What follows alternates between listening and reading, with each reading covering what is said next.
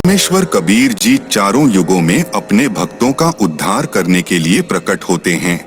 कलयुग में सन 1398 संवत 1455 में काशी के लहरतारा तालाब पर शिशु रूप में प्रकट हुए। ओम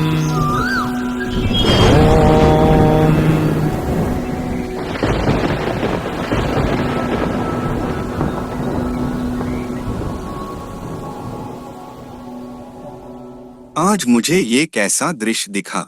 यह मेरी भक्ति की उपलब्धि है या मेरा दृष्टि दोष है? इसके विषय में गुरुदेव स्वामी रामानंद जी से पूछूंगा। यह विचार करके ऋषि अष्टानंद जी बीच में ही अपनी साधना छोड़कर अपने गुरुदेव के पास गए। इस सृष्टि में सर्व अवतारगण माता के गर्भ से जन्म लेकर अपना प्रारब्ध पूरा करते हैं।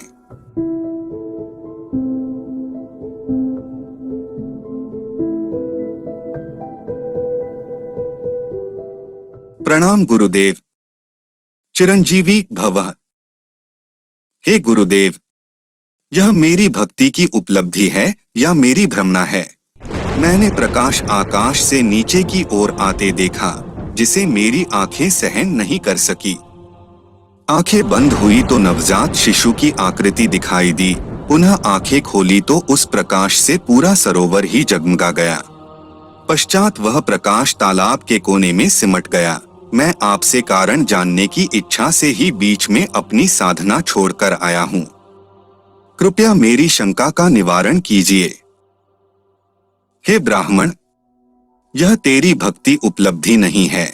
इस प्रकार की घटनाएं उस समय होती है जब ऊपर के लोकों से कोई देव अवतार धारण करने के लिए आते हैं। वह किसी स्त्री के गर्भ में निवास करता है, फिर बालक रूप धारण करके नर लीला करके अपना अपेक्षित कार्य पूर्ण करता है। कोई देव ऊपर के लोकों से आया है, वह काशी नगर में किसी के घर जन्म लेकर अपना प्रारब्ध पूरा करेगा। स्वामी रामानंद जी ने अपने शिष्य अष्टानंद की शंका का समाधान किया। स्वामी जी की यही धारणा थी, सर्व अवतार गण माता के गर्भ से ही जन्म लेते हैं, परंतु असंख्य ब्रह्मांडों के सृष्टिकर्ता परमेश्वर कबीर जी माता के गर्भ से नहीं, अपितु प्रत्येक युग में सदैव कभी भी कहीं भी सहशरीर प्रकट हो जाते हैं।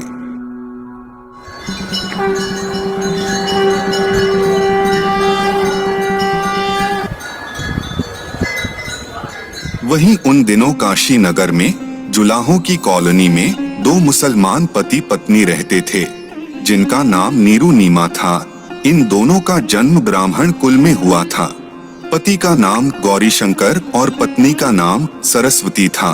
गौरीशंकर ब्राह्मण भगवान शिव का उपासक था। शिव पुराण की कथा करके भगवान शिव की महिमा का गुणगान किया करता, जिसके फलस्वरूप पूरे काशी नगर में गौरीशंकर की प्रसिद्धि होने लगी। परंतु अन्य ब्राह्मण गौरीशंकर से ईर्ष्या रखने लगे। उस समय मुगल शासन होने से मुसलमानों का बोलबाला था। इस बात का मुसलमानों ने लाभ उठाया और गौरीशंकर का जबरन धर्मांतरण करवाया। पुरुष का नाम नूर अली उर्फ नीरू तथा स्त्री का नाम नियामत अली उर्फ नीमा रखा गया। कुछ दिनों बाद नीरू नीमा ने विचार करके अपने निर्वाह के लिए कपड़े बुनने का कार्य प्रारंभ किया, जिस कारण से वे जुलाहा कहलाए। नीरू नीमा भले ही मुसलमान बन गए थे, परंतु हृदय से साधना भगवान शंकर की ही करते थे। वे प्रतिदिन सूर्योदय से पूर्व लहरतारा तालाब में स्नान करने जाते थे। नीरू नीमा के विवाह के कई वर्ष बीत गए थे, परंतु उनको कोई संतान नहीं हुई। प्रतिदिन की तरह ज्येष्ठ मास शुक्ल पूर्णमासी को भी नीरू नीमा ब्रह्म मुहूर्त में स्नान करने तालाब की ओर जा रहे थे।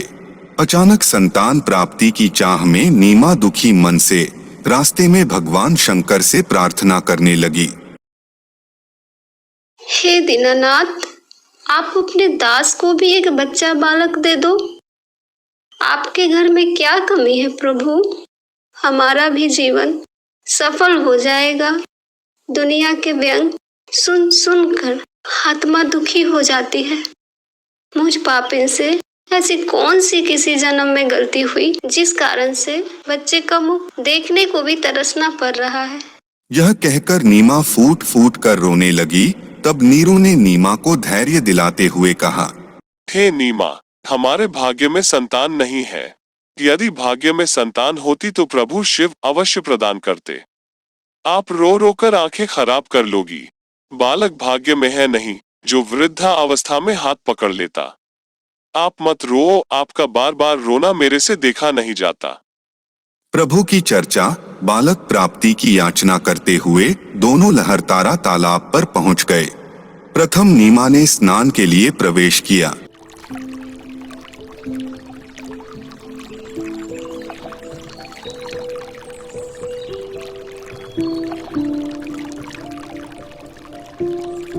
नीमा के स्नान करने के पश्चात नीरू ने स्नान करने के लिए तालाब में प्रवेश किया।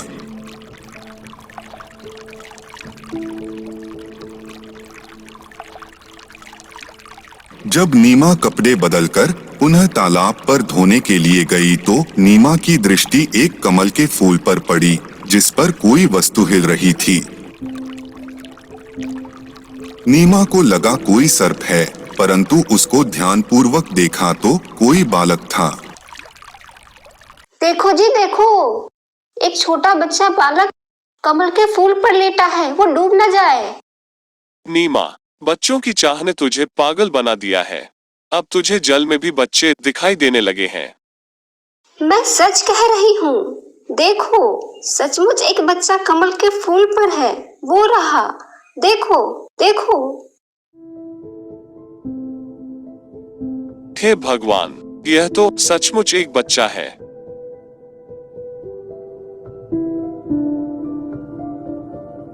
नीरू ने वह बच्चा उठाकर नीमा के गोद में दे दिया। नीमा ने परमेश्वर का मुख चूमा, पुत्रवत प्यार किया। जिस परमेश्वर की खोज में ऋषि मुनियों ने जीवन भर हठपूर्वक साधना किया, परंतु उन्हें वह नहीं मिला। जिस परमात्मा का नाम लेने से ही आंखों में आंसू भर जाता है, उनके गुणों को सुनकर कंठ भर जाता है, जिसके नाम से ही शांति होती है, वो पूर्ण ब्रह्म आज नीमा के सीने से पुत्रवत लगा हुआ था। भक्तमती नीमा के शरीर में इतनी शांति महसूस हो रही थी जिसके आनंद का कोई वर्णन नहीं किया जा सकता। स्नान करने के तत्पश्चात नीरू ने बालक के बारे में विचार किया। क्या बच्चे को घर ले जाना उचित होगा? कहीं नगर के लोग ये ना कहने लगे कि किसी और का बच्चा चुरा कर लाए हैं।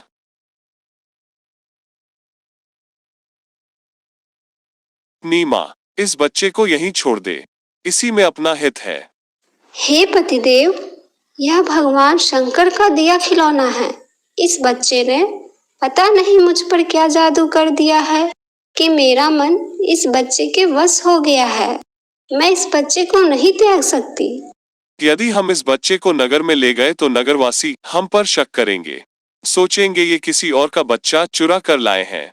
हम कहेंगे लहरतारा तालाब में कमल के फूल पर ये बच्चा मिला है, परंतु हमारी बात पर कोई विश्वास नहीं करेगा।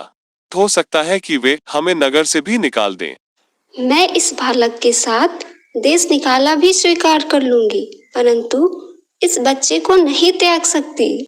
मैं अपनी मृत्यु भी स्वीकार कर लूंगी, परंतु इस बच्चे से भिन्न नहीं रह सकूंगी। मैंने आज तक तेरी किसी भी बात को नहीं ठुकराया, यह जानकर कि हमारे कोई बच्चा नहीं है। मैंने तुझे पति तथा पिता दोनों का प्यार दिया है। तू मेरे नम्र स्वभाव का अनुचित लाभ उठा रही है। आज मेरी स्थिति को न समझकर अपने हठी स्वभाव से मुझे कष्ट दे रही है। या तो इस बच्चे को यहीं रख दे, वरना आज मैं तेरी बहुत पिटाई करूंगा। हे नीरू, आप मुझे घर ले चलो, आप पर कोई आपत्ति नहीं आएगी। मैं सतलोक से चलकर आपके हित के लिए यहाँ आया हूँ। अरे अरे, यह बालक तो बोल रहा है। कहीं यह कोई देव, पितृ या कोई सिद्ध पुरुष न हो और मुझे शाप न दे दे। हे भगवान, रक्षा करना। बालक को बोलते हुए देखकर डर के मारे नीरू ने नीमा से कुछ नहीं बोला। तत्पश्चात वे दोनों अपने घर की ओर चल पड़े। नगर में प्रवेश करने पर जिस नर व नारी ने शिशु रूप में परमेश्वर को देखा, वो देखता ही रह गया। परमेश्वर का शरीर अति सुंदर था। पूरी काशी नगरी में ऐसा अद्भुत बालक नहीं था। जो भी बालक को देखता वह अन्य को बताता। नूर अली को एक बालक तालाब पर मिला है। आज ही उत्पन्न हुआ शिशु है। डर के मारे लोग लाज के कारण किसी विधवा ने डाला होगा। बालक को देखने के पश्चात उसके चेहरे से दृष्टि हटाने का दिल नहीं करता। आत्मा अपने आप खींची जाती है। पता नहीं कैसा जादू है बालक के मुख में। पूरी काशी परमेश्वर के बालक रूप को देखने के लिए उमड़ पड़ी। बच्चे को देखकर सभी तरह तरह की बातें कह रहे थे। ये बालक तो देवता का अवतार है।